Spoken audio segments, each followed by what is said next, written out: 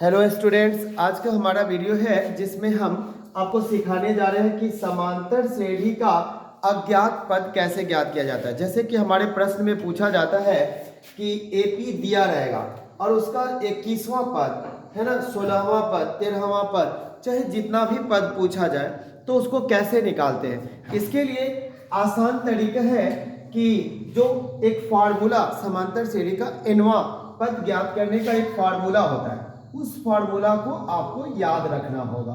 जो हम यहाँ पे लिख रहे हैं ये एक फार्मूला है कि समांतर श्रेणी का nवां पद Tn equal to a plus n minus 1 into D, जहाँ a जो होता है वो पहला पद होता है, n पदों की संख्या होती है और d हमारा सार्वंतर होता है। अब हम क्या करेंगे, जो दिया गया सीरीज होगा उसमें हम a का वैल्यू नोट करेंगे। ये हमारा a 6 है और d जो है वो t2 माइनस t1, तो t2 हमारे पास है 9 और t1 है 6।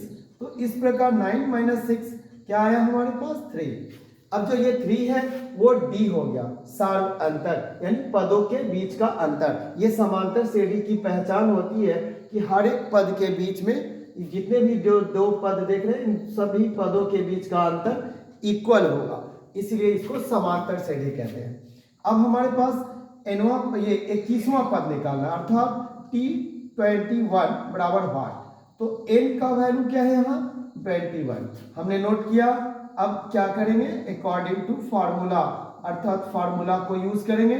Tn इक्वल टू होता है n माइनस 1 इंटू डी, जो कि हमने ऊपर लिखा। अब ये Tn का वैल्यू कितना पुट कर देंगे 21, a जो है वो 6 है और n 21, तो हमने नोट किया, क्या क्या नोट किया 21 n की जगह पे, और ये माइनस 1।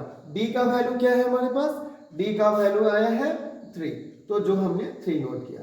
अब ये 6 प्लस 20 इंटू 3, अब ये 20 इंटू 3 60 हो जाएगा, तो 6 प्लस 60 ये हो जाएगा 66। तो जो 66 आया है यही हमारा इस सीरीज का 21वां पद होगा। इस प्रकार जो भी नीचे हमारे जो दो एग्जाम्पल दिए हैं इन सब का आप निकाल सकते हैं। ये 16वां पद इसी पैटर्न से आप सॉल्व कर सकते हैं।